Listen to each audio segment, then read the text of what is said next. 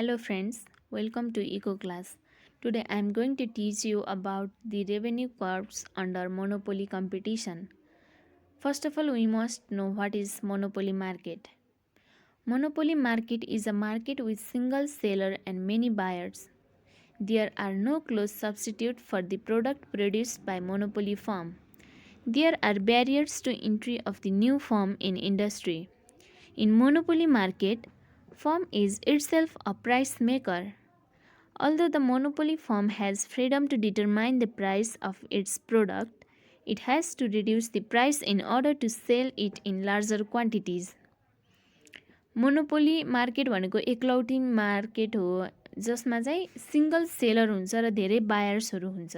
यसमा चाहिँ अरु फर्महरूलाई चाहिँ इन्ट्री दिन्न र यसले चाहिँ सिंगल आफूले मात्रै फर्मलाई चलाउँछ र यसले आफ्नो प्राइस आफ्नो क्वान्टिटीको प्राइस आफैले डिटरमाइन गर्छ र मोनोपोली मार्केटले आफ्नो प्राइस आफैले डिटरमाइन गर्ने भएपछि पनि यसले चाहिँ के गर्दैन प्राइस बढाउँदैन किनकि प्राइस घटायो भने त यो मोनोपोली मार्केटले धेरै नै सेल गर्न सक्छ र धेरै प्रॉफिट गेन गर्न सक्छ त्यसैले चाहिँ यसले प्राइसलाई चाहिँ रिड्युस गर्ने काम गर्दछ र आफूले चाहिँ म्याक्सिमम प्रॉफिट गेन गर्न खोज्छ र मोनोपोली मार्केट हाम्रो नेपालको कन्टेक्स्टमा चाहिँ मनकामना केबल कारलाई नेपाल ओइल कर्पोरेसनलाई लिन सकिन्छ नेपाल इलेक्ट्रिसिटी अथोरिटीलाई लिन सकिन्छ किनकि हाम्रो नेपालमा यी अर्गनाइजेसन इन्डस्ट्री यिनीहरू फर्महरू चाहिँ एउटा मात्रै छ केवल जसले चाहिँ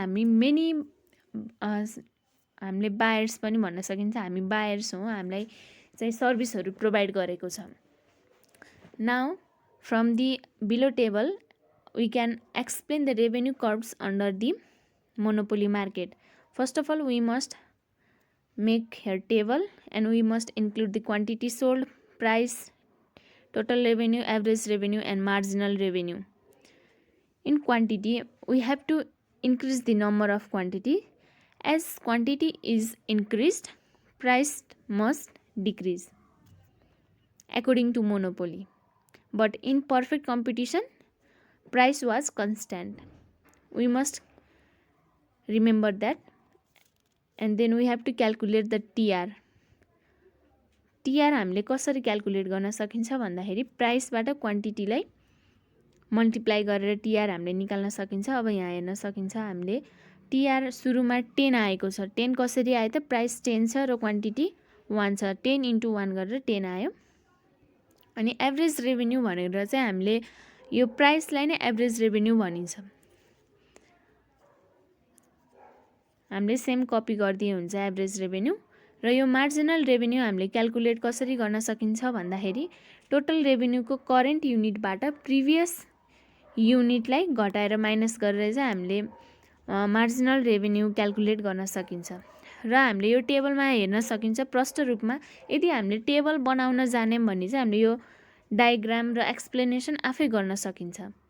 अब सुरुमा क्वान्टिटी 1 हुँदाखेरि सबैको price total revenue average revenue marginal revenue 10 छ र क्वान्टिटी सेकेन्डको क्वान्टिटी सोल्ड गर्दा चाहिँ टोटल रेभेन्यू 18 भएको छ एभरेज रेभेन्यू 9 र मार्जिनल रेभेन्यू 8 भएको छ र अब हामी डाइरेक्ट हेर्न सकिन्छ कि 6th युनिट्समा टोटल रेभेन्यू म्याक्सिमम भएको छ एभरेज रेभेन्यू डिक्रिज भएर 5 भएको छ भने मार्जिनल रेभेन्यू 0 भएको छ अनि 7th युनिट्समा चाहिँ टोटल रेभेन्यू डिक्रिज भएको छ मार्जिनल रेभेन्यू नेगेटिभ भएको छ।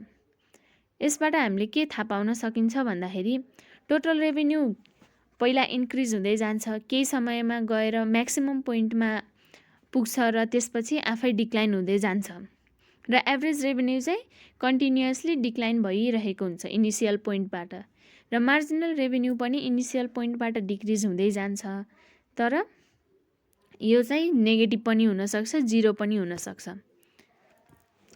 तर AR चाहिँ नेभर बिकम्स 0 हामीले यो कुरा चाहिँ याद राख्नुपर्छ AR चाहिँ नेभर बिकम 0 अनि हाम्रो यो फिगर चाहिँ यस्तो बन्छ total revenue average revenue marginal revenue.